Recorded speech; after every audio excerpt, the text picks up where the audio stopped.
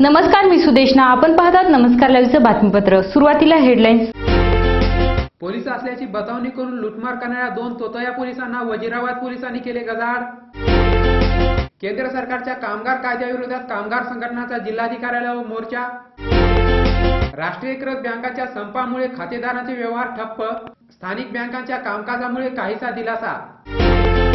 Doctor बाबासाहेबांच्या दुर्मिळ चित्र प्रदर्शनाला इतिहासप्रेमींची उत्स्फूर्त दाद. आता बातमीपत्र विस्ताराने. केंद्र सरकारने लागू केलेल्या नूतन कायद्याच्या विरोधात आज विडी कामगार, सफाई कामगार, एनटीसी मिल कामगारांनी जिल्हाधिकारी कार्यालयावर मोर्चा काढून केंद्र सरकारचा निषेध केला.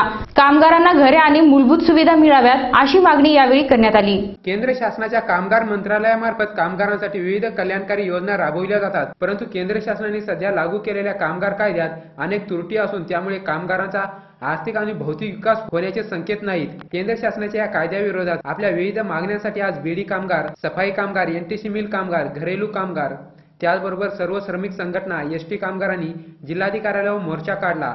हा मोर्चा आज दुपारी 1 वाजेच्या सुमारास शहरातील कला मंदिर भागातून निघून पोलीस अधीक्षक कार्यालय मार्गे छत्रपती शिवाजी महाराज चौक, महानगरपालिका कार्यालयासमोरून जिल्हाधिकाऱ्यालयावर धडकला. मोर्चामध्ये सामील असलेल्या कामगारांनी यावेळी केंद्र शासनाच्या विरोधात जोरदार घोषणाबाजी केली.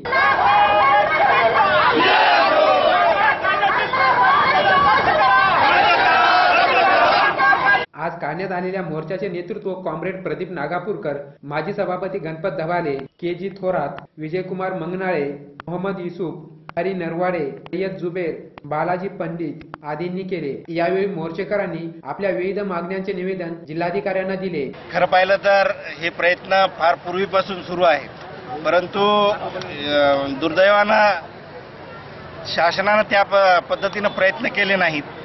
फिनलेची गिरणी जर नांदेडमध्ये आली असती तर नांदेडमधलं एक टेक्स्टाईलचं मोठं युनिट नांदेडमध्ये सुरू झालं असतं आणि जर समजा आता अशोकराव प्रयत्न करत असतील तर सर्व कामगार संघटना आणि जे म्हणजे उद्योगप्रिय लोक आहेत ते सर्व अशोकरावांच्या पाठीशी राहतील. सध्याचे केंद्र सरकार हे कामगाराचे नसून कॉर्पोरेट जगताचे आहे असा काहीसा आरोप होत असताना सरकारच्या कामगार विरोधी भूमिकेमुळे कामगारांचे आणि सरकारच्या कामगार विरोधी भूमिकेमुळे कामगार आणि मालक यांच्यातील दरी वाढतच चाललेली आहे. त्यामुळे केंद्र सरकारने लागू केलेल्या नूतन कायद्यामध्ये फेरबदल करून कामगारांना झुकते माप देण्याची गरज आहे.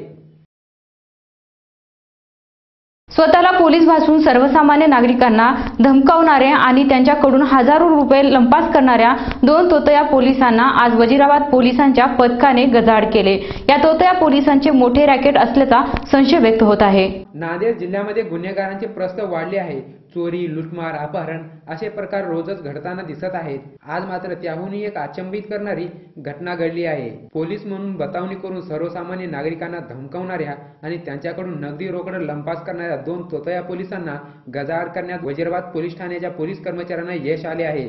हातगाव तालुक्यातील आंबाळे येथील भानुदास दत्तराव हे आज नांदेडला आले असता अहमदनगर जिल्ह्यातील श्रीरामपूर येथील 2 चोरट्यांनी त्यांना आपण PSI आणि पोलीस जमादार असल्याची बतावणी केली व त्यांच्याकडे असलेली बॅग हातामध्ये घेऊन गांजाची तपासणी करत असल्याचे म्हटले व त्यांच्या बॅगमधून 16,000 रुपयाच्या जवळपास रक्कम लंपास केली. लगेचच त्यांनी मोटरसायकलवर पळ काढण्याचा प्रयत्न केला, परंतु वजीराबाद पोलीस स्टेशनचे police constable Sangewar, police Naik Potdar, police head constable Gutte, Yadav, Rawale यांच्या पथकाने सदरील दोन्ही लुटारूंचा पाठलाग करून दोघांनाही ताब्यात घेतले.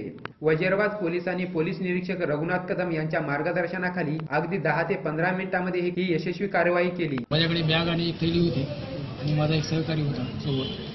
त्या सहकारी थैली आणि ही याला बाथरूमला गेल्यामुळे थैली आणि मी बॅग घेऊन थांबलो होतो बसस्टँडच्या बाहेर आणि याने तपासले आणि तपासून ते वस्तू दिल्यात आणि पैसे काढून घेऊन बाकीचं आमचं सामान हवाले केलं. बॅगमध्ये किती पैसे होते? बॅगमध्ये 17,000 16,000च्या वर होते पैसे. म्हणजे ॲक्च्युअली आकडा माहीत नाही मला, पण 16,000च्या वर रक्कम.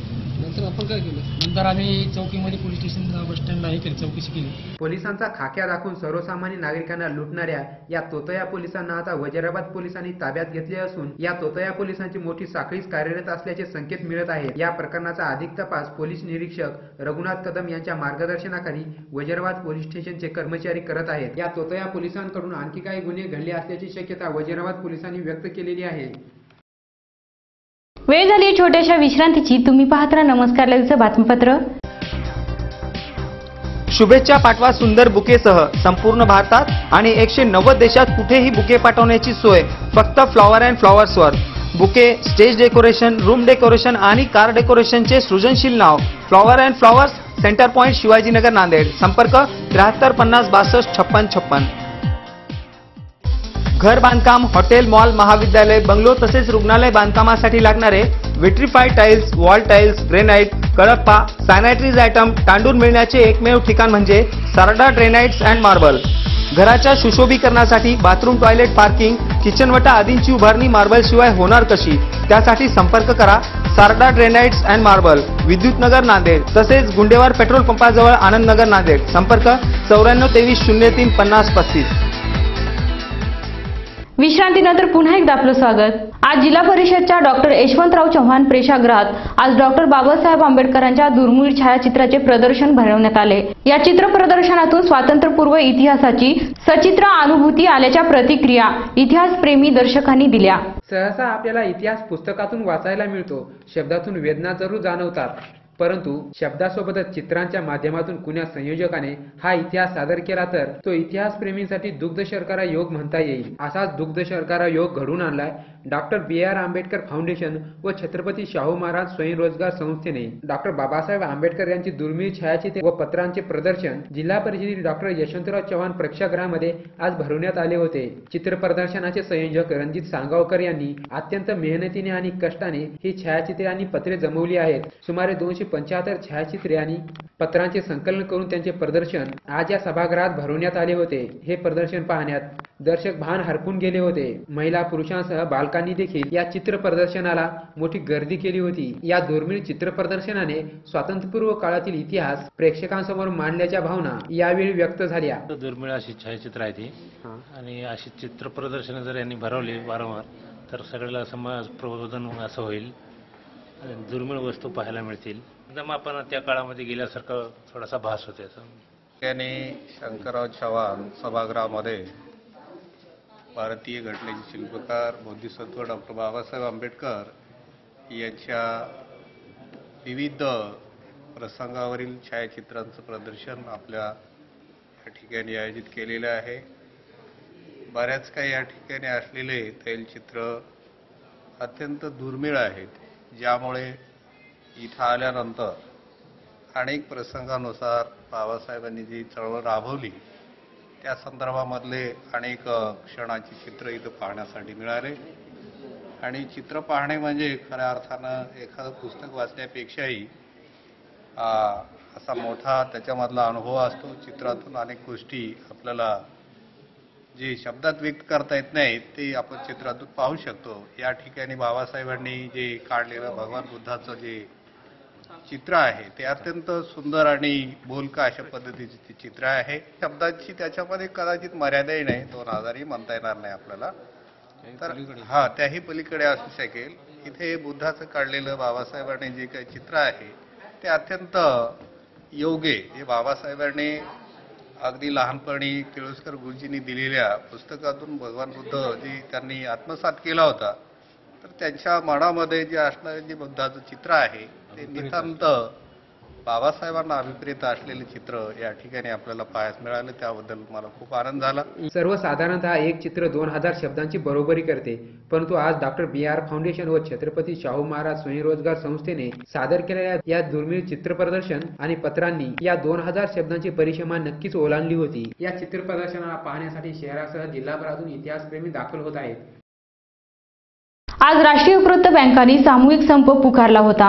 त्यामुळे सर्वसामान्य नागरिकांच्या आणि ग्राहकाचे मोठे हाल झाले. बँक कर्मचाऱ्यांच्या या वेळोवेळी होणाऱ्या संपामुळे नागरिक वैतागले आहेत. आज देशातील संपूर्ण राष्ट्रीयकृत बँकांनी विविध मागण्यांसाठी सामूहिक बंद पुकारला होता. या बंदमध्ये नांदेड शहरातील सर्व राष्ट्रीयकृत बँका सहभागी झाल्या होत्या.